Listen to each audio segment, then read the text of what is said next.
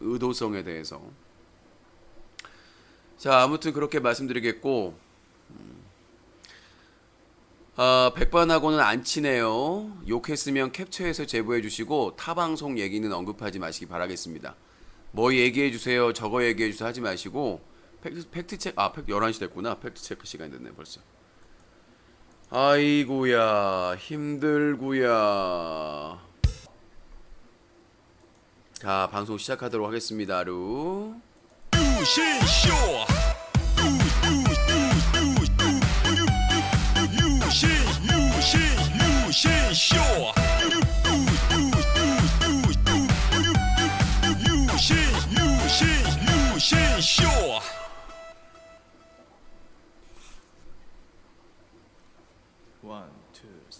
아름다운 밤 함께하네요.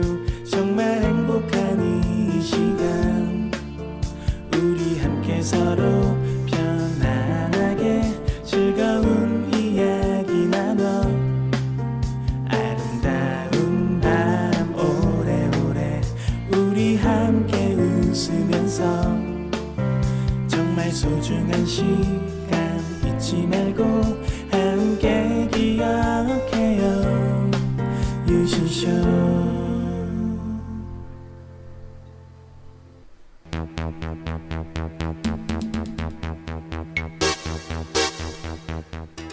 시청자 여러분 안녕하십니까. 여기는 인터넷신문 뉴커 제보센터입니다. 여러분들이 인터넷 방송을 보시다가 청소년에게 유해하거나 문제가 심각하다고 판단하시면 바로 동영상으로 캡처해서 제보해 주시기 바라겠습니다. 동영상으로 무료로 캡처할 수 있는 프로그램은 오캠, 오픈캡처, 반디캠 등이 있습니다.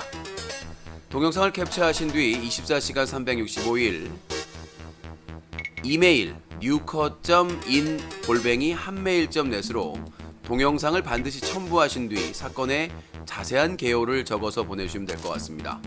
여러분들의 제보가 기사가 되고 고발의 증거 자료가 될 수 있습니다. 여러분들의 많은 제보를 기다리겠습니다. 여기는 인터넷신문 뉴커 제보센터였습니다. 뉴스까기 여보세요? 왜 이렇게 지를 떨어뜨리는 거야 좀. 여보세요? 호봉이요? 아니라고. 한번 다세요. 호봉이요? 죄송합니다. 왜 이렇게 지를 떨어뜨리는 거야 좀. 여보세요?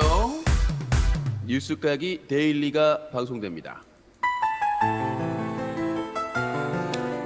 사자TV 최초 1일 드라마 믿었는데.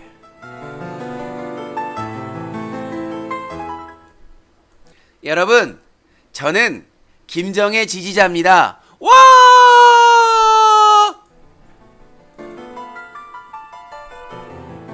몇 주 후, 여러분, 저는 진오랜 버핏과 함께합니다. 와! 몇 주 후, 저는 유신님을 존경합니다. 유신님과 함께하겠습니다. 와! 몇 주 후, 여러분, 핵폭탄이야말로 진정한 언론사를 만들 수 있습니다. 핵폭탄 지지해주세요. 와. 몇 주 후, 여러분, 이도명 사장님께 사과했습니다. 화해했어요. 여러분, 유씨는 나쁜 사람입니다. 몇 주 후, 정배우님 정말 팩트체크 잘하시네요. 와, 후원도 할게요.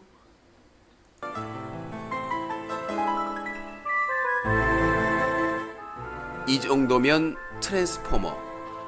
정말 자, 트랜스포머예요. 정말 다음에는 어떻게 변신하는 거야 정말. 믿어라 정말.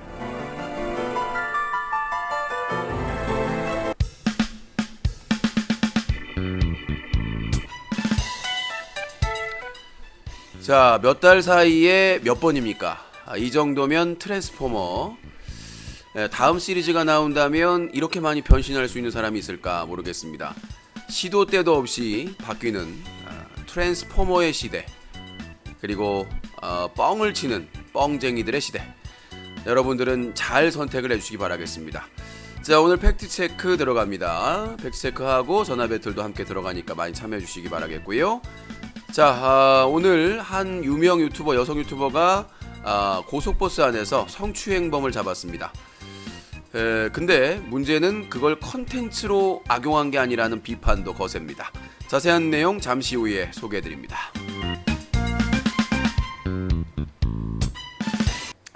네, 오늘 팩트체크 들어가도록 하겠습니다. 자, 구독자 20만 명을 보유하고 있는 유튜버 꽁지가 고속버스 성범죄 영상을 공개했다고 합니다. 근데 일부에서는 아니 그 성추행을 했으면 그거에 대한 책임을 지면 되는 것이지 왜 그걸 공개적으로 공개했느냐 라는 또 비판이 거세게 일고 있습니다. 특히 이제 남성과 여성과 나눠져서 이제 내고 나오는데, 구독자 20만 명을 보유한 뷰티 유튜버 꽁지가 고속버스 안에서 성추행을 당했다라며 가해자와의 대화 영상을 자신의 유튜브 채널에 게재했습니다. 꽁지는 8월 5일 유튜브를 통해 8월 3일 토요일 오전 11시 40분에 고속터미널역에서 출발해 동대구역으로 가는 고속버스 안에서 성추행을 당했다고 밝혔습니다. 꽁지는 휴가철에 휴일이 겹쳐 버스 좌석이 마땅치 않아 친구와 앞뒤로 앉게 됐다. 모르는 남자가 창가 쪽, 제가 복도 쪽에 함께 앉았다. 출발하고 1시간 반쯤 지났을까 졸음이 쏟아지는 중에 오른쪽 가슴을 누군가 만지고 있는 느낌이 들며 정신이 확 들었다라고 말했다. 이어 저는 이것이 진짜인지 더 정확하게 판단하고 싶어 자다가 자연스럽게 깬 척 쫓아내기 위해 일부러 욕을 하면서 눈을 천천히 떴다. 옆에서 화들짝 손과 몸을 치우는 것이 확실하게 보였다고 주장했다. 꽁지는 한참 고민하고 괴롭고 정말 너무 몸이 떨려오고 수치스러워 참을 수가 없었지만 절대 티를 낼 수는 없었다. 저는 이 사람을 확실히 잡고 싶었다. 저는 제가 이대로 잠꼬대를 한 것처럼 잠이 들기로 했다고 말했다. 이어 다시 터치가 오는 순간을 기다려야 하는 것 자체가 다시 만질 거라는 사실이 너무 괴롭지만 기다렸다. 15분 정도 눈을 감고 자는 척 고개를 복도 쪽으로 꺾고 기다렸다. 처음에는 버스가 코너를 돌 때 몸이 눌리는 상황을 연출하듯 팔뚝으로 지그시 누르고, 다음엔 손가락을 펴서 점점 쓰다듬었고, 그 다음엔 가슴 쪽이 손이 들어오는 게 느껴졌다고 말했다. 그러면서 충분히 확실히 안까지 만지는 걸 느끼자마자 상대방 손을 낚아채려고 몸을 틀었다. 저는 제가 누를 수 있는 강한 압력으로 팔뚝을 누르면서 얼굴을 최대한 가까이 붙이고 내가 싸울 수 있는 가장 강한 눈을 하고 남자를 똑바로 쳐다보고 말했다. 자는 줄 알았어? 욕할 때 알아서 멈췄어야지라고 했다. 남자는 놀란 눈으로 무슨 소리 하세요라며 발뺌을 했다고 말했다. 꽁지는 안 자고 있었어? 너가 2번이나 만질 동안 사과해라고 했다. 저는 절대 밀리지 않으려고 애썼다. 시끄러워지고 싶지 않으면 빨리 사과해. 생각 그만하라고 하자. 그제서야 말을 어물거리며 아예 죄송이라고 했다. 태어나서 처음으로 성추행범의 자백을 들었다고 말했다. 이어 남편이 문자로 신고하라고 했다. 옆에서 남자가 보고 있었다. 제가 112를 누르고 있는 와중에 아니요, 저기라며 핸드폰을 든 손을 저지하려고 했다. 저는 손을 높이 빼면서 뭐 하는 짓이냐고 했고, 뒤에서 친구가 녹음 어플을 켜 제 팔에 끼웠고, 그제서야 남자는 열심히 사과를 했다. 몰랐는데 남편이 경찰서에 신고를 했다. 달리는 버스에서 친구 번호로 제 번호로 경찰이 전화했다. 남자가 안절부절하면서 곧 휴게소 내리니까 정식으로 사과할 테니 경찰만은 제발이라고 사과했다고 전했다. 꽁지는 중간중간 전화로 경찰 분들이 현재 위치와 가까운 휴게소를 물으셔서 선산 휴게소라고 했다. 버스도 그곳에서 정차했다. 저는 지옥 같은 버스에서 내릴 수 있었고, 다음 영상은 뒷자리 친구가 따라 나와 찍은 기록이다라고 말했다. 가해자는 지금 신고하신 건가요? 진짜 제가 미쳤었습니다라고 꽁지와 지인에게 사과했다. 가해자는 자는 줄 알았습니다. 제가 미쳤었습니다. 제가 원래 안 이러는데 미쳤었나봐요. 정신이 나갔었나봐요 라고 반복했다. 꽁지는 가해자는 타 경찰서로 넘어가고 저는 경북 서부 해바라기 센터로 넘어가서 여성 경찰관님과 함께 진술서를 작성했다. 제가 예쁘게 메이크업을 했든 안 했든 노출이 심한 옷이든 아니든 그건 상관없다. 그 사람한테 자는 여자는 몰래 몸을 만져도 되는 거냐고 말했다. 이어 합의 선처 절대 할 생각이 없다. 제가 받은 정신적 피해와 금전적 손해까지 전부 포함해 할 수 있는 선에서 최고의 형벌이 내려지길 희망한다. 제 채널에 올려 더 많은 사람들이 볼 수 있게끔 공유해 어딘가 있을지 모르는 예비 범자들에게는 강한 경고를, 피해자분들에게는 위로와 도움이, 성범죄 사건 해결에는 충분한 선례가 되기를 희망한다고 강조했다. 자, 이게 이제 유튜버 꽁지 사건인데, 그러니까 이제 꽁지라는 여성 유튜버, 뷰티 유튜버도 처음에 그 옆에 있던 남성이 만졌을 때는 넘기려고 이거 또 사건 키우기 싫다 뭐 이런 의미도 있겠고, 또 기다렸는데 15분 있다가 또 계속 지속적으로 한 거예요. 그러니까 이 부분에 대해서 그 남성이 일단 인정을 했고, 제가 알기로는 고속버스나 버스 안에는 그 카메라가 달려 있는 걸로 알고 있어요. 그러니까 뭐 기사 폭행 사건이나 여러 가지 불미스러운 사건이 있을 수 있기 때문에 그 안에 이제 카메라로 찍게 돼 있는데, 그게 찍혔는지 안 찍혔는지 모르겠습니다만은 이 성추행 같은 경우에는 초기 대응이 중요합니다. 시간이 지나면 거의 잡을 수가 없어요. 성추행 같은 경우에는 직접적인 증거가 없다면. 그래서 일단은 잘 대응을 했는데, 이 부분에 대해서 이 남성은 뭐 당연히 처벌을 받아야 되는 것이고, 이 꽁지가 얘기하는 부분은 저는 뭐 다 맞는 말이라고 생각을 합니다.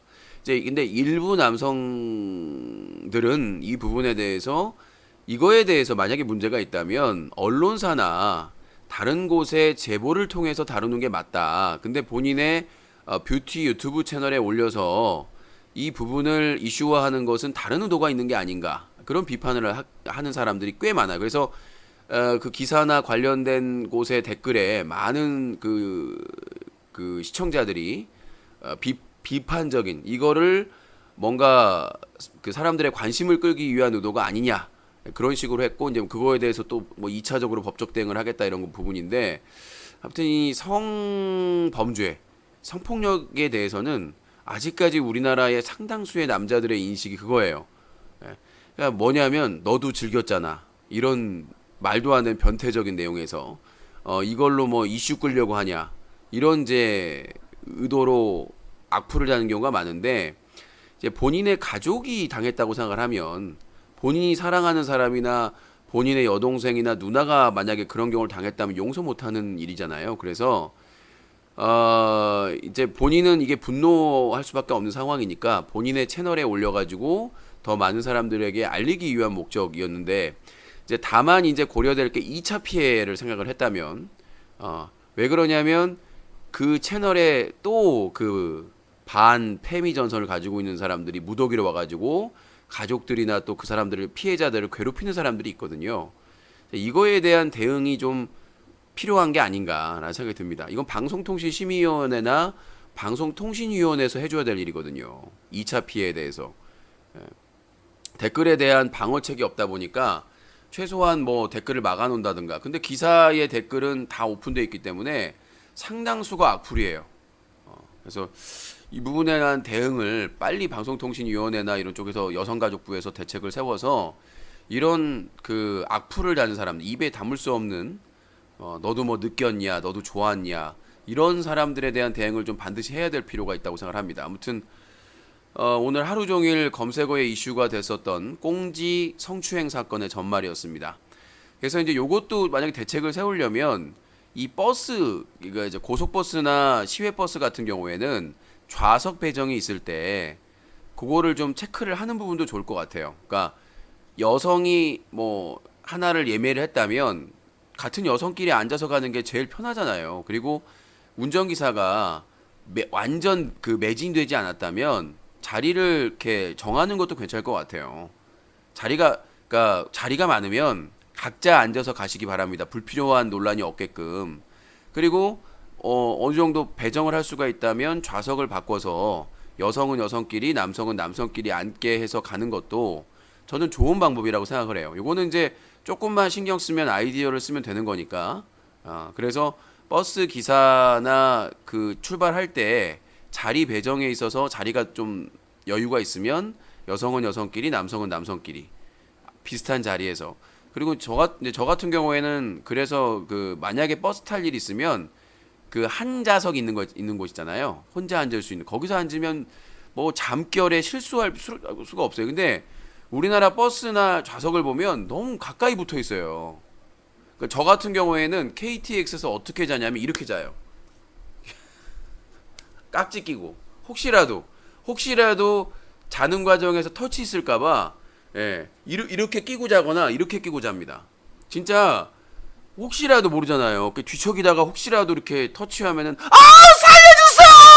여기 범인이 있어요! 박보검 닮은 범인이 있어요! 그럴 수 있으니까 진짜 요즘 같은 경우에 미투다 뭐 성폭력이다 이런 이슈가 너무 많을 때는 우리가 의도적으로 만지는 일은 없는데 혹시라도 그래서 항상 저는 지하철에서도 핸드폰 들고 이렇게 그러니까 남성을 잠재적인 범죄자로 보고 있기 때문에 많은 시선들이 그래서 항상 손을 이렇게 깍지 끼고 하거나 한쪽에 이렇게 기대고 자거나 정말 뭔가 불쌍한 남성들도 트라우마가 있어요. 그런 그 변태들 때문에 성추행범이나 그런 범죄자들 때문에 우리도 기차 탈 때나 버스 탈 때 이렇게 진짜 나는 그 사이에 벽을 하나 만들어주면 좋겠어요. 좀 답답하더라도 뭔가 이렇게 가림막을 만들어가지고 진짜 항상 그런 게 있다니 자다가 혹시라도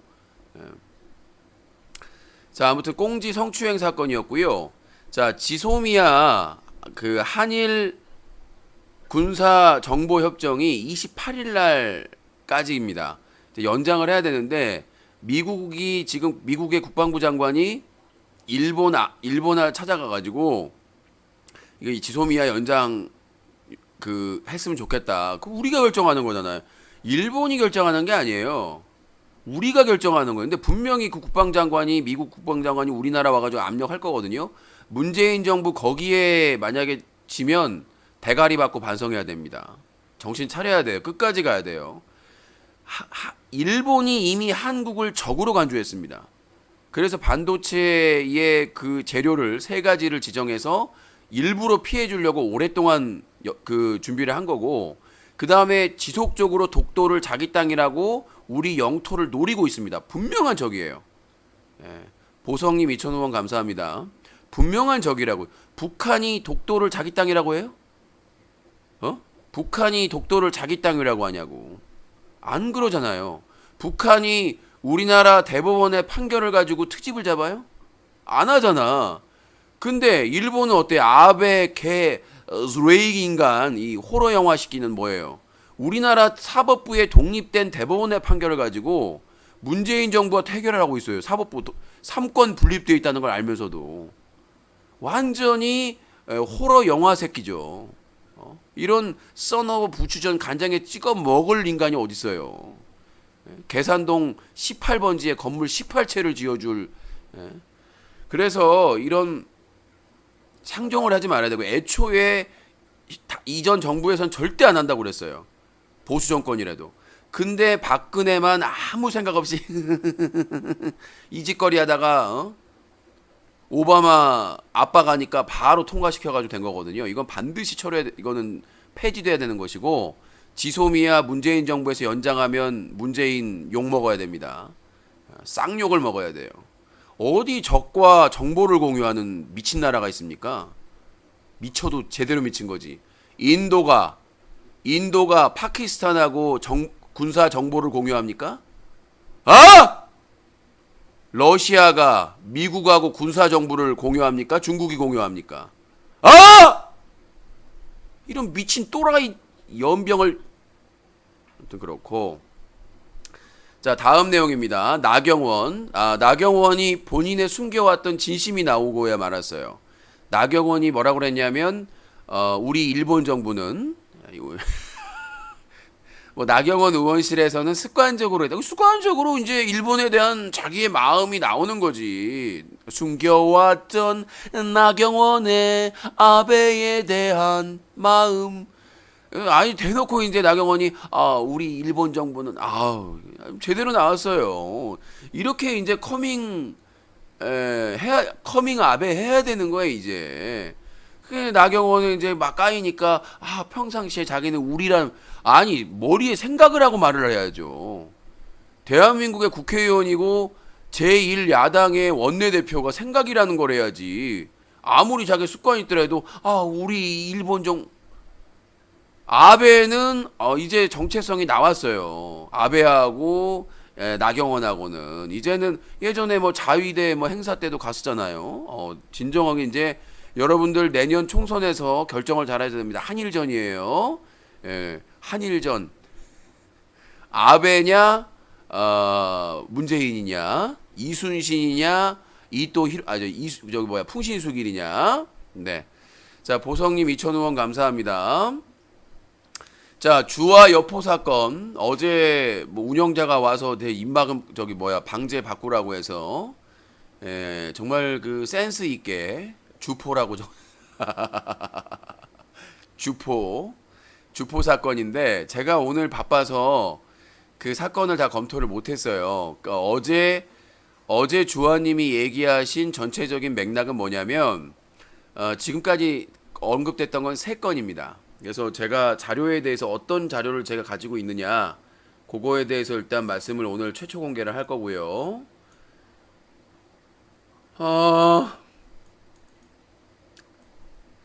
자, 최초 공개를 하도록 하겠습니다. 자, 이 팝콘 TV에서 활동했던 그 BJ 주화님께서 폭로한 게 첫 번째는 뭐냐면 팝콘 TV에서 유명한 아프리카 TV에서 인지도가 있고 유튜브에서 인지도가 있는 그 BJ 여포가 이제 서로 좋아해서 결혼을 약속하고 서로 결혼을 하기로 했습니다. 근데 여포 측에서 결혼을 하게 되면 차도 필요하고 뭐 살 것도 필요하다, 돈이 필요하다 그래서 BJ 주화님이 2억 5천 이상을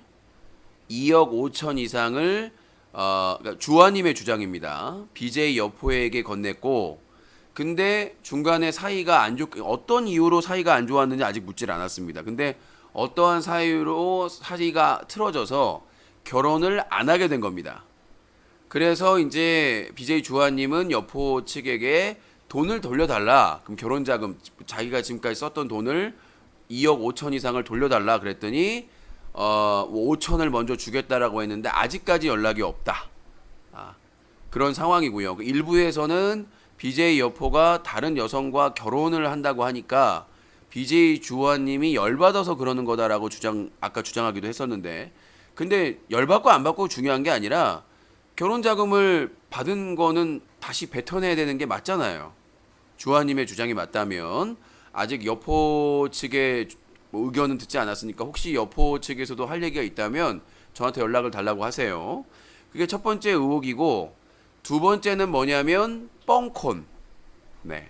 이 뻥콘은 뭐냐면 봄라이브라는 플랫폼, BJ 주화님의 주장에 따르면 이 봄라이브 아시죠? 이시우가 활동했던. 그러니까 이 BJ 주화와 BJ 여포가 함께 있었던 엔터가 있었고, BJ들이 활동한 소속돼 있는, 그 다음에 또 이시우는 따로 또 엔터가 있었고요. 그 활동했던 봄라이브라는 곳이 있었는데 그곳에서 플랫폼에서 그 뻥콘이라는 거를 거래가 있었다라고 주장을 하는 겁니다. 뻥콘은 뭐냐면 우리가 이 팝콘 하나를 구입하려면 110원을 지불해야 됩니다. 110원을 이제 10원은 결제 수수료고 나머지 이제 이 100원에서 배분을 해 나가는데 엔터랑. 근데 이 뻥콘은 110원을 주지 않고 수수료만 주는 거예요, 그냥. 그 수수료를 제외하고 이제 그 수수료라는 게 결제 수수료를 10%를 제외하고 100원에서 또 10%인지 그건 더 확인을 해봐야 되는데, 일단은 금액의 10%를 플랫폼이 가져가고 나머지는 이제 그 수수료만 주고 뻥콘을 사서 여러 개의 계정에서 쏜 거예요. 뻥빠라빵빵빵빵빵빵빵. 예.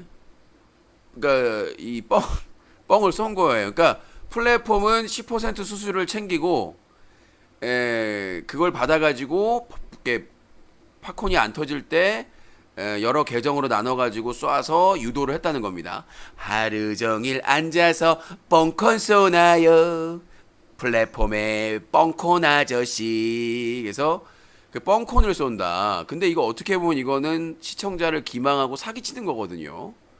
실제 콘이 아니. 그러면 그 플랫폼에서 10% 데려간 거에 대해서 회계 처리, 세금 처리는 어떻게 하느냐, 이런 의혹이 나오는 것이고, 자, 이렇게 시청자들을 기망해서 한 부분이기 때문에 뻥콘의 논란이 있었고, 세 번째는 뭐였냐면, 세 번째는 세금 탈세 의혹. 그러니까 주화님이 얘기한 것은 이 수익에 대한 수입과 배분에 있어서 이 회계 처리나 세금 처리를 제대로 하지 않은 것 같다. 자기가 자료가 있다라고 주장을 한 것이고, 이 외에는 시청자 수, 우리가 뻥콘이 있었다면 이 시청자 수도 의혹이 있는 거 아니냐. 항상 보면 시청자 수가 엄청나게 많았잖아요. 이런 의혹들이 계속 나오고 있습니다. 일단은 주화님은 3개의 의혹을 제기했고, 저한테 자료를 보내주셨습니다. 자료가 엄청나게 많아요. 자, 뻥콘에 대한 내역서, 문자와 카톡, 작업 계정, 통화 녹음까지. 큰일 났네. 어디 가서 노래가 나오죠? 정말 큰일 났네. 정말 큰일 났어. 다 죽었네. 다 죽었어. 그걸 왜 말해가지고. 네. 그 다음에 YP 꽃년이 자료. 네, 사용 내역 자료가. 자, YP 꽃년이 사용 내역, 아이디 닉네임 충전 내역, YP 서초동 아들 사용 내역, 아이디 닉네임 충전 내역, 그 다음에 시간별 문자 내용, 그 다음에 시간별 카톡 내용. 자, 그리고 통화 내음이 5월 7일, 7월 18일, 8월 4일, 8월 5일 사장과 통화 내용, 여포와 통화 내용 등이 모두 다 포함이 총망라되어 있습니다. 그리고 내역서, 사장님과 추가 통화 내용, 열혈 스샷까지 모든 자료를 확보를 했습니다. 네. 그 모든 자료를 뉴커 측에 제보를 하셨고, 공익 제보를 하셨고, 그 모든 자료를 모든 자료를 현재 분석 중에 있습니다. 분석 중에 있기 때문에 뭐 통화 내역이나 내역이나 이런 게 다 있기 때문에 추가 제보 자료도 계속해서 받고 있고요. 봄 라이브와 엔터 사장과 관련된 내용들이 있고, 아주 많은 자료가 들어와 있습니다. 큰일 났네. 네, 큰일 났네. 그래서 요 자료를 지금 다 정리를 하고 나서 정리가 다 되면 특집으로 진행을 하고 단독 기사로 보도를 할 예정입니다. 뭐 저희 뉴커에서 다루기에 너무 크지 않나라고 생각하시는데, 저희가 단독 기사를 쓰면 다른 언론사에서 다 가져가세요. 따라와, 따라와. 안 따라오면 저기야 CCTV 있어. 자, 그래서 저번에 승냥이 기사도 저희 탑 기사 뜨고 나서 많은 곳에서 가져가셨어요.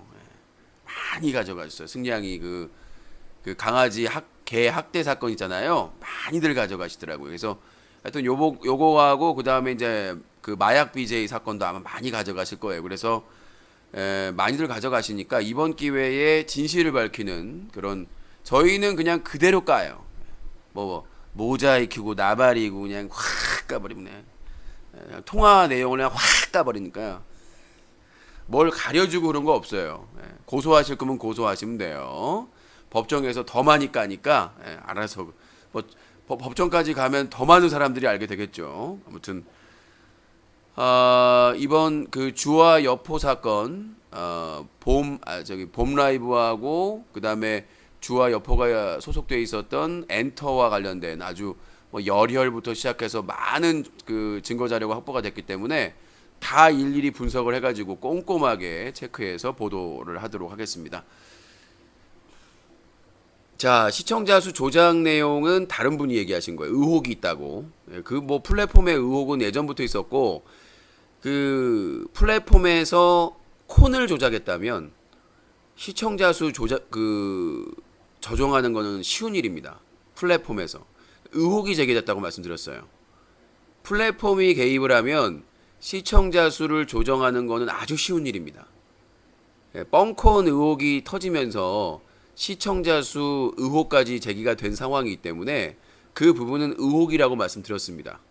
플랫폼이 협조해주면 얼마든지 가능한 일입니다. 콘도 해결이 되는데, 아니 돈과 연결된 콘도 해결이 되는데 시청자 수는 아주 쉬운 일이죠. 의혹이 제기됐다는 말씀 드린 거고요. 자, 주화 여포 사건에 대해서 말씀드렸고, 우리 순실이 누나가 딸에게 편지를 썼는 딱 걸렸네요. 그래서 우리 순실이 누나 소식 오랜만에 전해드리겠습니다. 자, 최순실 교도소에 나가 있는 박근혜 특파원 연결해 보도록 하겠습니다. 박근혜 특파원, 여러분 안녕하십니까? 정말 오랜만이지 않습니까? 요새 이제 뭐 제가 이명박하고 많이 까이고 있지만 인터넷 방송에서는 또 유시님이 많이 까이지 않고 있습니까? 아니, 쓰레기 같은 BJ 비판하는데 뭐가 문제입니까? 저랑 맹박이는 잘못했으니까 까이는 거지만 정말 유시님 까는 인간들은 정말 이 토착외구다, 그런 생각을 갖고 있습니다. 오늘 저의 절친인 이 멘토인 순실이가 그 딸인 정유라한테 돈 잘 꼽을 쳐놔라 이렇게 했다가 딱 걸려가지고 아니 그걸 좀 암호로 이렇게 해서 해야지. 순실이 인터뷰를 해보도록 하겠습니다. 순실아, 한마디 해봐.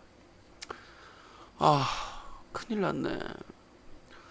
아니 딸이 하나밖에 없으니까 밥은 굶을까, 집은 제대로 살까 걱정돼가지고 편지 썼는데 누가 다 쳐봤네.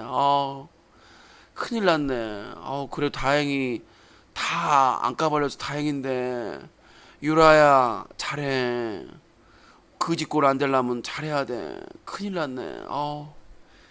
자, 아무튼 최순실이 정유라한테 요거 잘 꼬불려 있다가 잘 쓰라고 했다가 그게 폭로가 돼가지고 지금 최순실이 꼬불 쳐놓은 돈이 한 3천억 정도 된다고 합니다. 일단 어느 정도. 근데 그거를 검찰이 추징할 의지가 없다는 거죠. 왜 그런지 모르겠어요. 누가 그 돈을 가져가려고 하는 건지. 지금 그 박근혜의 돈 관리는 최순실이 했단 말이에요. 독일에서. 이 최순실과 이명박의 추징은 끝까지 해야 됩니다. 참고하시기 바라겠고. 자, 다음 내용입니다. 꽃돼지 폐륜. 정말 이 인터넷 방송 하는 사람들의 폐륜은 끝이 없습니다. 이 폐륜의 끝은 어디가 될 것인가? 이 꽃돼지가 유명한 먹방 BJ라고 해요. 구독자가 50만 명이 된다고 합니다. 저는 뭐 누구 말대로 22년 차인데 구독 좀 해주세요. 자, 구독과 알림 체크, 좋아요 잊지 마시고. 저는 이제 끽 10,000명 이제 넘었는데 제가 먹쇼의 또 원조 아니겠습니까? 근데 먹방 BJ인데 50만 명을 찍은 이 먹방 BJ가 술을 먹어서 술을 취해서 어머니한테 반말을 하고 그런 폐륜적인 행동을 했다. 뭐 자기 방송에서 해명 방송을 했다고 그러는데, 최근에 벤츠 구독자가 어마어마하죠. BJ 벤츠가 자기가 판매하는 건강식품, 다이어트 식품에 대해서 논란이 돼가지고 그 징역형을 구형받았는데, 이제 그 선고가 조만간 납니다. 벤츠에 대한 선고가 8월 12일 다음 주 월요일 대전지법에서 선고가 나오는데, 요즘 먹방 BJ가 구설수에 많이 오르네요. 아무튼 아무리 술을 먹었더라도, 그리고 어머니가 뭐 그런 말도 하셨다고 해요. 맨날 장 보고 얼마나 그렇게 해주는데, 그래서 많은 분들이 가슴이 아팠다고 하는데, 그 먹방 BJ로 크는데 가족들의 기여가 참 많습니다. 특히 어머니들의. 근데 혼자 커서 뭐 돈 안 준다 막 이런 얘기를 하고, 안타까운 일입니다. 그러니까 아까 인성 얘기가 했는데, 인성 얘기는 이때 나와야 되는 게 아닐까요? 라는 생각이 듭니다. 그러니까 이 BJ들이나 유튜버들, 이 크리에이터들이 너무나 한순간에 뜨다 보니까, 돈도 벌고 하다 보니까 점점 이제 본성이 드러나는 거죠. 그러니까 아무나 방송을 할 수 있기 때문에 나오는 겁니다. 저는 그래서 조심스럽게 나오는 건데, 크리에이터 자격증제가 나왔으면 좋겠다. 크리에이터 자격증이 나와서 일반 BJ, 그러니까 구독자가 최소한 몇만이나 이렇게 어느 정도 위치가 된다면, 그런 사람들은 교육을 받게 해야 되는 게 어떨까라는 생각이 들어요. 그러니까 가장 중요한 게 절대로 하지 말아야 될 것을 못하게끔 하는 이 크리에이터 자격증 제도. 그래서 그런 사람들은 한쪽 플랫폼에서 심각한 문제가 있을 경우에 크리에이터 자격증을 정지함으로써 다른 플랫폼에서 활동할 수 없도록, 그러니까 그냥 취미로 하는 사람과 직업으로 하는 거를 구분하자는 거죠. 누구나 취미로 방송하는 거는 할 수 있도록 하되 돈을 어느 정도 벌고 사회적 위치가 되는 크리에이터에게는 크리에이터 자격증 제도를 만들어서 그 교육을 의무적으로 받게 해서 법 교육이라든가 하지 말아야 될 거에 대한 교육이라든가 이런 걸 받게 하고, 만약에 방심위에서 그 위원회에서 심의를 해가지고 어떤 걸 크게 위반을 했을 경우에는 그 크리에이터 자격을 정지해서 다른 플랫폼에서 활동할 수 없게끔 그렇게 처분을 해야 된다고 생각을 합니다. 이제는 방법이 그것밖에 없어요. 자, 케빈 나. 저는 오늘 검색어에 케빈 나가 떴길래 뭔 소린가 했더니 나상욱이더라고요. 제가 몇 년 전에 뭐 나상욱 대회에 와가지고 그 모녀가 막 1인 시위하고 했다라는 기사를 알고 있는데, 나상욱이 이름을 바꿨네. 케빈 나로. 케빈 나라 뭐라고 그랬었는데, 그때도 시끄러웠었어요. 뭐냐면 결혼정보회사에서 소개를 받아가지고 1년 동안 사실혼 관계를 있었는데 나중에 버림받았다. 그래가지고 이제 소송을 해가지고 여성 쪽에서 뭐 이렇게 그 청구를 해가지고 뭐 이겼다라는 그런 기사가 뜨고 막 그랬었는데, 이제 이번 이제 나상욱이 다른 여성을 만나가지고 애까지 낳고 미국에 살고 있어요. 근데 나는 나상욱을 너무 이렇게 적게 본 것 같아요. 왜 그러냐면 나상욱이 우승한 적이 그렇게 많지는 않은 것 같아서 기사를 보면. 근데 지금까지 받은 상금이 어마어마하더라고요. 무슨 뭐 몇백억? 놀랍더라고요. 그러니까 이 여성도 승소를 해가지고 이렇게 받았는데 계속해서, 그러니까 그 나상욱 쪽에서는 얘기하는 게 그런 거예요. 이미 줬는데 계속해서 이렇게 하고 있다. 근데 그 재산이 장난이 아니더라고요. 나상욱의 재산이 어마어마하더라고요. 와, 진짜 골프 선수로서 뭐 세계 순위 30 몇이라고 하는데 도대체 상위권은 얼마를 버는 거예요, 도대체? 그러니까 골프 대회 나가서 어느 정도 순위에만 들면 계속해서 돈을 받는 거예요, PGA가. 와, 진짜 골프 선수로 키워야 돼. 나는 막 다른 선수처럼 이렇게 우승을 많이 안 해서 뭐 얼마나 되겠어라고 얘기했는데 지금까지 번 돈이 엄청나요. 수백억 대예요. 와, 그래서 이게 논쟁이 계속되는구나. 그러니까 네 재산이 이만큼인데 더 달라는 얘기일 수도 있겠고, 나는 이렇게 불행해졌는데 너는 왜 그렇게 행복해 사냐, 그렇게 분노가 될 수도 있겠고. 아무튼 핵심은 그거예요. 결혼정보 회사에서 몇 년 전에 소개받아가지고 1년 동안 사실혼을 했는데 그 결혼을 이제 했는데 안 하고 다른 여자를 만났다. 이것 때문에 소송을 걸었고 여성이 이겼는데 계속해서 지금 문제 제기를 하고 있다라는 거죠. 자, 신태일과 윽튜브가 싸움이 났습니다. 정말 조합이 웃긴 조합이죠. 신태일, 윽튜브. 근데 뭐냐면 아시다시피 엊그제 이틀 전에 신태일과 김윤태 계정이 영구정지를 당했습니다. 유튜브가. 신태일의 42번째 계정입니다. 42번째 계정이 정지를 먹었는데, 그 정지를 먹은 거에 대해서 신태일이가 이건 윽튜브 때문이다. 그러니까 신태일의 김윤태 문제점이 뭐냐면 사실 확인을 안 해요. 팩트 체크를. 나는 신태일 김윤태의 계정이 정지된 거는 푸어와의 갈등 때문에 신태일 시청자와 겹치지 않는 푸어 고정층이 집중 신고했기 때문이다라고 분석을 했는데, 신태일은 다르게 해석을 했어요. 그 윤서인, 웹툰 작가 윤서인하고 그 이제 윽튜브가 계정을 새로 만들어서 활동을 하는데, 윤서인하고 같이 유튜브의 운영자를 만났는데 그 상황에서 이제 복구가 안 된다고 하니까, 아니 왜 그러면 신태일 김윤태는 괜찮냐, 이런 취지로 얘기를 해가지고 신태일과 김윤태 계정이 정지됐다라고 이제 신태일이 누구한테 들었는지 모르겠지만 그렇게 뇌피셜로 얘기를 해버린 거예요. 심한 욕을 하면서. 그러니까 윽튜브는 나는 그런 적이 없다. 근데 나한테 욕을 했기 때문에 고소하겠다. 그래서 고소를 하겠다고 실제로 경찰서 가서 고소를 하겠다라고 하는 거야. 만약에 그런 사실이 없는데 만약에 신태일이 그렇게 유포를 했다면 허위사실 유포에 의한 명예훼손이 될 것이고 공개적으로 욕설을 했기 때문에 모욕죄 혐의가 될 것이고요. 뭐 제가 알기로는 신태일이 다른 사건으로도 뭐 경찰서 조사를 받았다고 썰이 나오던데 추가로 윽투브에 의해서 여러 군데에서 그 고소를 당하게 생긴 신태일입니다. 제가 어제 분석을 해드린 거는 신태일 김윤태가 새 계정으로 지금 신태일 같은 경우는 거의 14만 구독자까지 모았잖아요.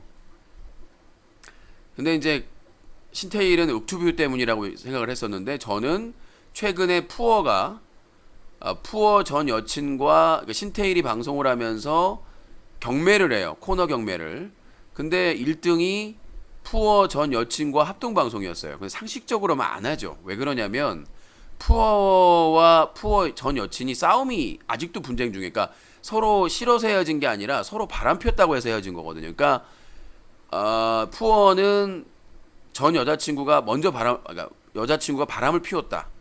근데 전 여친은 어느 날 푸어 집에 갔는데 그 여성 게스트와 뭔가 부적절한 소리가 나왔다. 그래서 서로 싸움이 게 이제 서로가 바람을 피웠다라고 해가지고 싸움이 났는데 그래서 헤어지게 됐어요. 근데 그 사실을 신태일과 김윤태랑 다 알고 있어, 그 패밀리가. 그럼에도 불구하고 코너 경매에서 신태일 방송에서 푸어 전 여친과의 합동 방송 나온 거예요. 신태일이 전화해서 콜 해가지고 김윤태 전 여친과 합동 방송을 하는 과정에서 김윤태가 참여하고 싶다고 연락이 온 거예요. 제가 듣기로는 김윤태가 연락이 와서 자기도 참여하고 싶다. 근데 김윤태가 왜 참여를 한다고 그랬느냐? 과거에 푸어가 김윤태 전 여친과 사귄 적이 있어요. 그래서 그 이후로 푸어와 김윤태는 거의 그러니까 신태일로 연결이 돼 있지만 서로 진짜 서로 막 방송에서도 그렇고 장난이 아닌 상황이거든요. 그러니까 푸어가 김윤태 전 여친과 사귀었어요.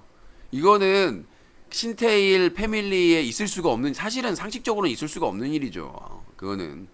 근데 이제 김윤태가 이 합동 방송에 자기가 참여하겠다고 했는데 신태일이 허락을 했고, 문제는 뭐냐면 그렇게 합동 방송을 했으면 끝나야 되는데 신태일이 빠져준 거죠. 그럼 어떻게 돼요? 푸어의 전 여친과 김윤태가 같이 있는 거죠. 그걸로 온갖 또 말이 다 나오고, 푸어가 생방송하고 있는데 거기서 온갖 염장 지르는 얘기가 다 나온 거고, 그러니까 푸어가 멘탈이 붕괴가 돼버린 거예요. 그래서 신태일하고 통화를 하는데 신태일은 푸어 말은 안 들어주고, 그러니까 절친 말은 안 들어주고 오히려 여자친구의 편을 들어주고 김윤태 편을 들어주니까, 그러니까 그 패밀리의 수장이면 수습을 해야 되는데 푸어를 더 자극시켜보게, 푸어가 멘탈이 완 붕괴되니까.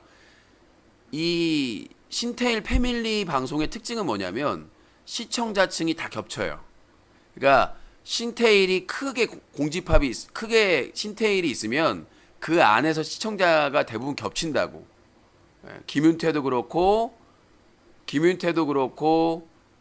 승냥이도 그렇고 그쪽 라인이 다 겹쳐요. 근데 푸어 같은 경우에는 조금 다른 게 뭐냐면 뼈대가 독립된, 그러니까 신태일이나 이런 패밀리와 상관없이 푸어에게만 애정을 가지고 있는 층이 있어요. 고정층이. 제가 제보 받기로는. 그러니까 그 푸어 팬은 분노하고 있었고, 그래서 신태일의 그런 그 행태를 보고 분노해가지고 그 푸어의 고정층 시청자들이 집단으로 신고를 했다. 그래서 계정이 해지가 된 거다 라고 저는 분석을 했는데, 왜냐하면 푸어 팬들 중에도 저희 쪽에 제보가 들어왔고 용납할 수가 없다고.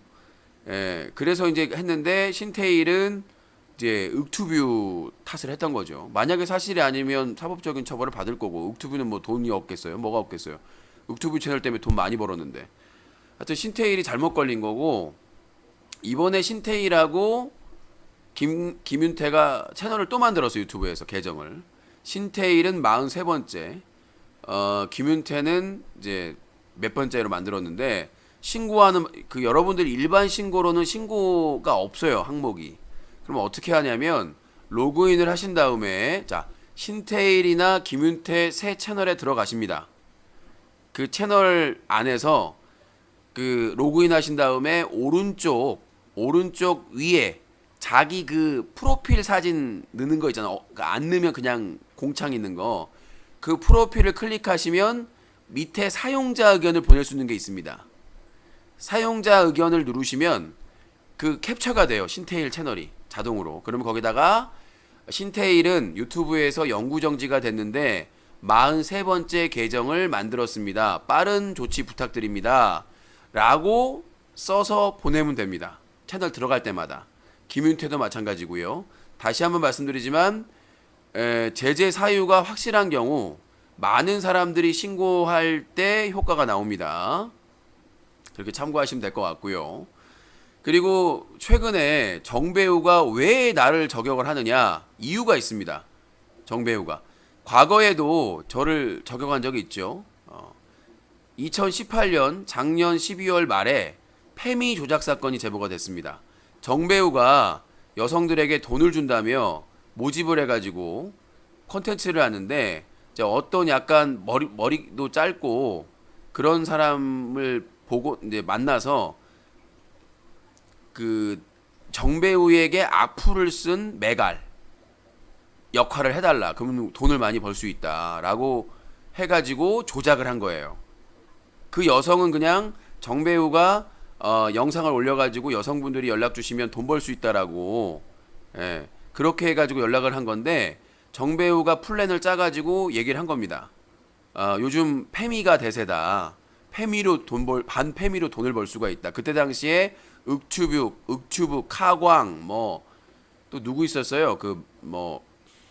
누구 있었죠? 예? 그 스트리머 한 명 있었잖아요. 뭐 그 사람들이 반 페미 전선으로 짭짤했기 때문에 그걸 조작을 해가지고 했는데, 나중에 악플이 너무 많으니까 그 여성이 저한테 제보를 한 겁니다. 그래서 내가 취재를 하려고 했더니 정배우가 이 기사 써야 되겠냐고 저한테.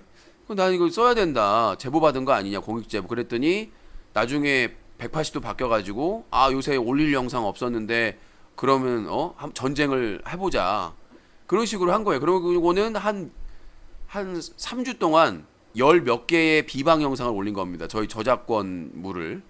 예, 난 놀랬어요. 아니, 그래도 구독자가 저 정도 되는데 어떻게 저렇게 남의 영상이나 오디오를 갖다가 쓸 수가 있지?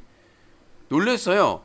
본인은 신태일하고 논쟁하는 거를 뭐 작게 갖다 썼다고 하는데 아니에요. 상당수를 통째로 가져간 겁니다. 옛날 제 자료를. 근데 저는 옛날 방송 자료가 가지고 있거든요. 그래서 그거를 유튜브에 저작권 침해 신고를 했더니 갑자기 장문의 사과문이 올라온 겁니다. 이거에 대한 질문은 답변을 계속 안 하더라고요. 시청자가 질문하는 거에 대해서. 그래서 깨달을 때까지 보여드려야 되겠죠. 그래가지고 제가 유튜브에 저작권 신고해가지고 그쪽에서 경고를 받으니까 장문의 사과문을 보낸 겁니다. 다 인정하고.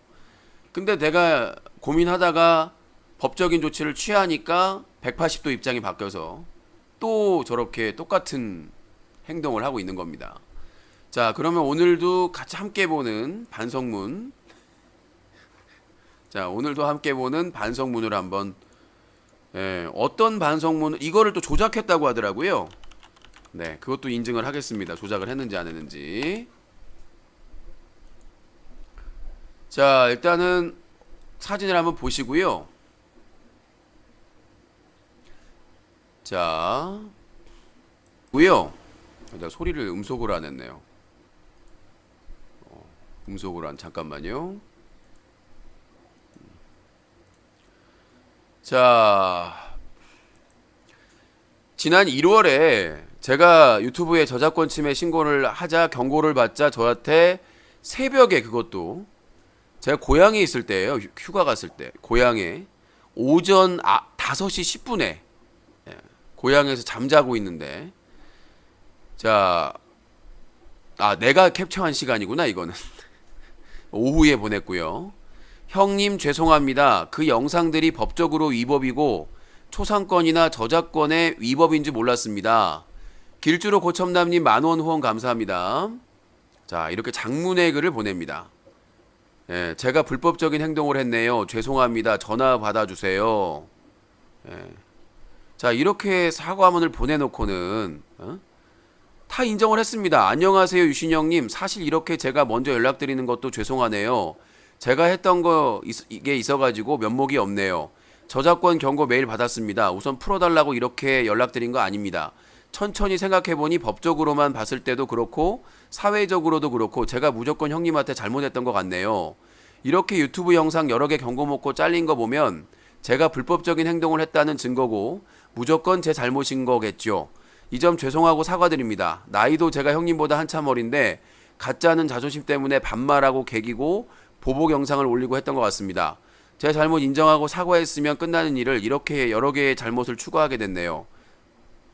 자, 본인이 다 인정을 했습니다. 지난 1월에 이렇게 해놓고는 제가 소송을 했다는 이유만으로 또다시 영상을 내가 보아를 성희롱했다고 그러고, 아까는 제가 조작을 한 게 아니냐 라고 얘기를 하시더라고요. 그래서 저는 카톡 내용을 삭제를 안 해요. 자, 보여드리겠습니다. 잘 보이려나 모르겠네. 자, 보이시죠? 네, 디테일하게는 안 보여도 이 정배우가 보낸 내용입니다. 똑같죠? 네, 정배우라고 써있고 포렌식을 하든. 자, 폰에 그대로 남아있고요. 이거는 뭐 경찰이 폰을 제출하라면 제출할 수 있습니다. 근데 뭐 이거를 내가 미쳤다고 짜집기를 해요. 범죄인데. 증거를 조작하면 그건 범죄입니다, 여러분. 그래서 정배우가 지난 1월에 자기가 한 저작권 침해나 여러 가지에 대해서 인정을 하고 사과를 했음에도 불구하고 또다시 영상을 2개나 올렸고 생방송에서 저를 또 2차례나 진행을 했습니다. 그래서 저는 이 부분에 대해서 추가로 법적 대응을 하고, 이미 정배우에 대해서는 허위사실 유포에 의한 명예훼손, 그리고 허위사실 유포로 인한 업무방해, 그리고 여러 건의 저작권 침해 본인이 다 인정을 했습니다. 그 다음에 협박 혐의까지 4가지 혐의로 고소를 했고 현재 정배우가 살고 있는 서울 동부지검으로 이송이 됐습니다.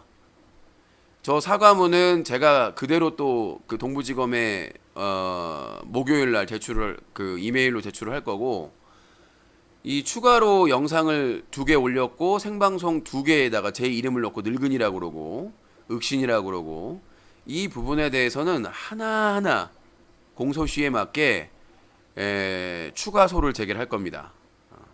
한 건 한 건. 그래서 다음 주에 한 건, 첫 번째 올렸던 영상, 그 다음에 조금 있다가 한 건, 명예훼손과 모욕 혐의가 되겠죠. 그러니까 저렇게 사과문을 버젓이 저한테 장문으로 보내놓고는 자기는 저작권 침해를 한 적이 없다? 썸네일로 뭐라고, 썸네일이라는 게 뭐냐면 유튜브 영상 올리는 사람들이 이미지로 만들어서 올리는 거 있잖아요.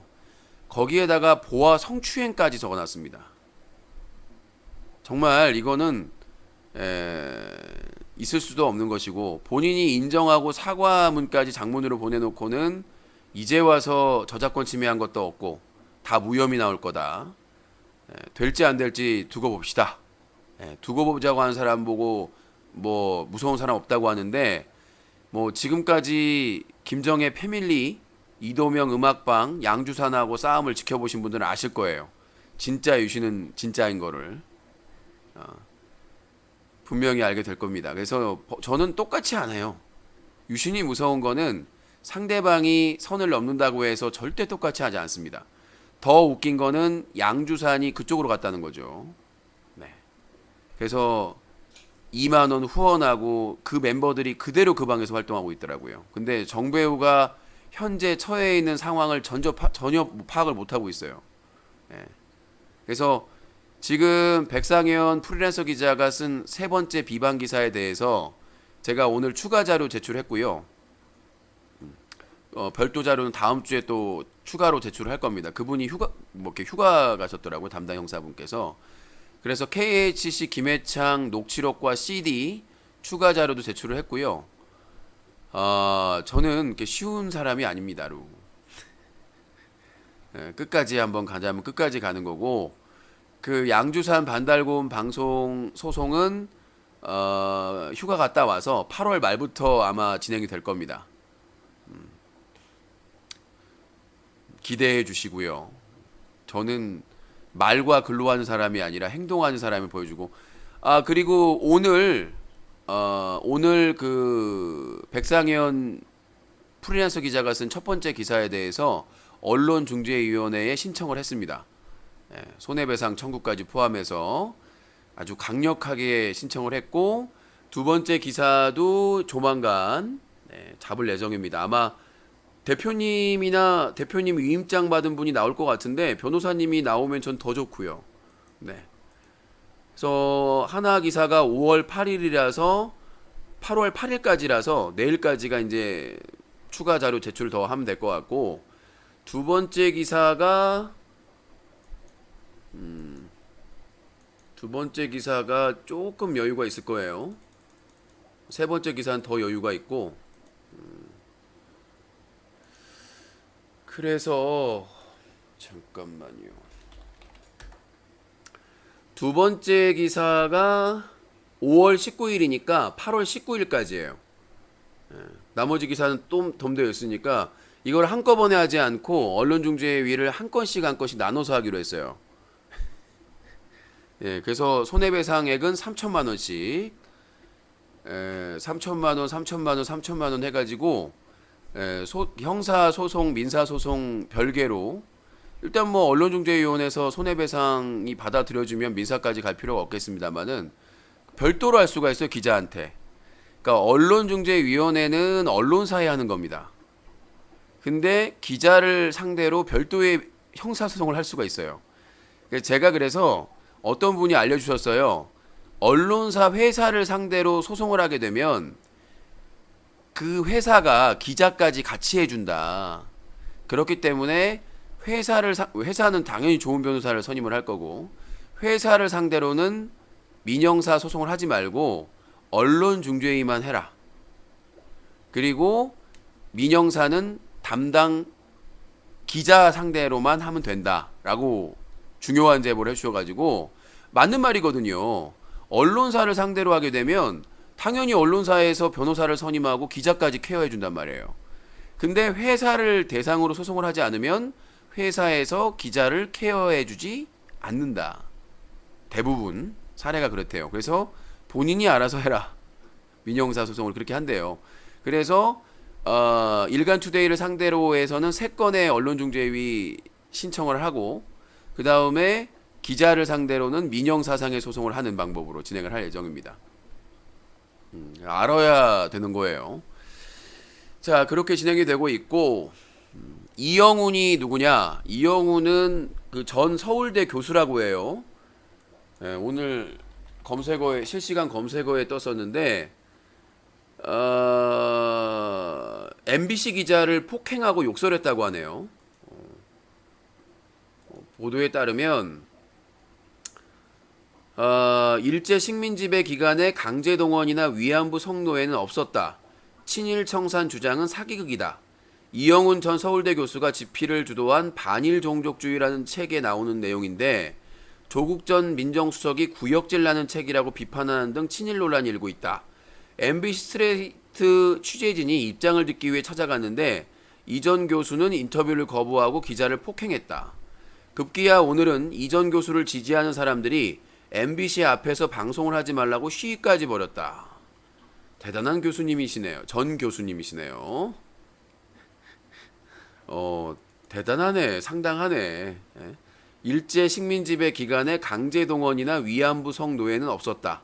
친일 청산 주장은 사기극이다. 이분은 이 사람은 우리 국민들이 잊지 말고 꼭 챙겨줘야 될 사람이다. 이렇게 볼 수가 있겠어요. 아베가 흐뭇하겠네요. 예, 그 우리가 초등학교 때 지금은 안 찍어주는데 옛날에는 참 잘했어요. 찍어주거든요. 아베가 도장 찍어주겠네. 나경원도 찍어주고 한교안도 찍어주고 예, 이영훈 전 서울대 교수도 찍어주고 예, 아베 그냥 도장 찍어주느라 바쁘겠어요.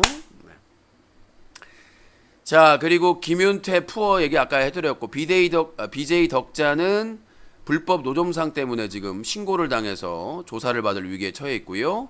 BJ 열매 그리고 마약 BJ 논란 계속되고 있습니다. 창현은 자기 영상에서 중요한 영상들이 다 내려가졌는데 저작권 침해가 아니다 라고 주장을 하고 있는데 여기저기에서 잡음이 나고 있습니다. 이거는 제가 고향 갔다 와서 창현을 직접 만나서 좀 듣고 싶은 얘기인데 메일을 보냈는데 답변을 안 해요. 승량이 얼마 전에 개 학대 논란으로 엄청나게 언론 스타가 됐는데 그 이후에 영상물만 내리고 지금 잠수를 탔어요. 나중에 조용해지면 또 나오려고 그러나요? 열심히 신고해 주시기 바라겠습니다. 방통위에 신고하시면 될 것 같습니다. 다시는 활동할 수 없도록. 자, 그리고 최군 군 의혹 그리고 윤수리 키스 사건에 대한 고발 특집이 연기가 됐습니다. 죄송하다는 말씀드리고 지금 현재 고소한 사건의 준비가 너무 지금 많기 때문에 광복절날 하기로 했습니다. 이때는 꼭 하겠습니다. 8월 15일 광복절 서울중앙지검의 개그맨 최군 군 의혹 고발장 그리고 윤수리 키스 사건 고발장 인증하도록 하겠습니다. 연기가 계속돼서 양해의 말씀도 드리도록 하겠고요. 제가 맨날 사과 안 드린다고 사과 드리죠. 네. 지금 기존에 소를 제기한 사건의 추가 자료 제출과 조사가 너무 많아가지고 새로 고발장을 제출할 수 없는 지경에 이른 거예요. 그래서 이게 집중해서 휴가철이라서 집중해서 몰려가지고 지금 다음 주에서 오자마자입니다. 다음 주 화요일 날 오전에는 땡큐맨이 신청한 언론중재위 참석 수원에 그 다음에 오후에는 땡큐맨 제가 고소한 거 소사경찰서에서 고소인 조사 그리고 수요일은 또 여성단체 교육 그 다음에 계속 일정이 있어요. 광복절에도 일이 있어요. 이해를 좀 양해를 해주시고 8월 15일 날 그때는 빨간 날이니까 뭐 빼도 박도 못합니다. 그날 그 고발 특집 방송하고 그 인증 방송 하겠습니다. 낮 2시에 오후 2시에 하고 나서 진행을 하는 걸로. 자, 그 다음에 지금 부배가 3개월 만에 복귀해서 막장 음성 도내로 계속해서 수익을 얻고 있습니다. 막장 음성 도내 제보 부탁드리고요. 제가 이미 늦었다고 얘기하시는데 아직 시작도 안 했습니다. 자, 부배 유튜브 퇴출을 위해서 최선을 다할 거니까 다만 지금은 몰린 것 뿐이에요. 소송이 몰린 것 뿐이니까 그렇게 이해를 해주시고 팩트체크는 여기까지 마무리하도록 하겠습니다. 이제 전화를 좀 받아보고 근저당 음악은 블라블라님한테 제가 일임하기로 했습니다. 일임하기로 했고 제가 어제는 너무 힘들어서 얘기를 했는데 블라블라님하고 뭘 싸운 거 하나도 없고 다만 의견이 평행선이라서 여러분들의 의견을 듣고자 얘기를 한 것이고 오해는 하지 마시기 바라겠습니다. 그래서 블라블라님한테 음악 작업은 일임을 했고 이제 블라블라님의 과정에 따라서 맞춤형으로 가기로 했습니다. 날씨도 더운데 그래서 뭐 싸웠냐 뭐냐 어그로 끌려고 했었는데 전혀 문제가 없다는 점. 저는 뭐 음악 작업에 대한 신뢰는 변함이 없습니다. 다만 이게 타이밍 상의 문제였기 때문에 그렇게 이해하시면 될 것 같고 자, 전화는 말씀 듣고 잠시 후에 전화 배틀 050-2323-5549번 문자 032-323-5549번으로 문자 받겠습니다. 정배우가 그랬다고 하네요. 유신 시청자 수 많은 거 대부분이 안티다. 정배우 입증해야 될 거야. 네, 우리 방에 대부분이 안티라는 거 입증해야 될 거예요. 그리고 두 번째, 유신의 시청자 수는 김정의 진호랜 버핏 때문이다. 저 김정의 얘기하기 전에도 시청자 있었어요. 50명 몇 명이었다고요? 허위사실 유포입니다. 정배우님 이미 두 가지 허위사실 유포를 또 하셨어요. 예, 오늘 어제 방송에서 2시간 가까운 방송에서 술 먹고 첫 번째는 유신 방송의 대부분은 안티다. 입증하셔야 될 거고요. 두 번째는 유신이 김정의 진호랜 버핏 덕분에 시청자가 늘었다. 자, 어제 1000명 넘었을 1200명 됐을 때 김정혜 얘기했나요? 진호랜 버핏 얘기했나요? 저희가? 아니죠. 어제 1200명 찍었을 때 우리가 무슨 얘기 했었죠? 주화 여포 사건. 주화 여포 사건 때문에 팝콘 TV의 시청자 수가 500명 가까이 봤습니다. 그리고 유튜브 측에서는 신태일, 김윤태 계정 정지 때문에 많은 사람들이 그 팩트 체크 들으려고 온 거고요. 유신이 김정의 진호랜 버핏 때문에 컸다? 개소리고. 그 다음에 어제 제가 김정의 진호랜 버핏 다루기 이전에 이미 저희 시청자 수는 400대였습니다. 그 전에 그 신태일 갓건배 사건 때도 수천 명이 봤었고 주요 이슈에 따라서 트위치에서 1000명 이상 본 적도 있습니다. 그때 성희롱 논란 때문에 어떤 유명한 스트리머 성희롱 논란 때문에 트위치에서만 1000명 이상이 모인 적도 있어요. 저희는 각 플랫폼에서 사건 사고와 관련해서 어떤 이슈가 있으면 많은 분들이 팩트 체크를 듣기 위해서 옵니다. 팝콘 TV나 트위치에서도. 지금 트위치 얼마 안 보고 있는데 어떤 사건 터지면 팩트 체크 들으려고 수백 명씩 들어와요. 그게 유신의 팩트 체크입니다. 뭐요? 김정의 진호랜 버핏 전에는 50명 정도 봤다? 100명. 유튜버 정배우는 그 사실에 대해서 책임을 져야 될 겁니다. 입증 자료에 대해서. 찾기 힘들 것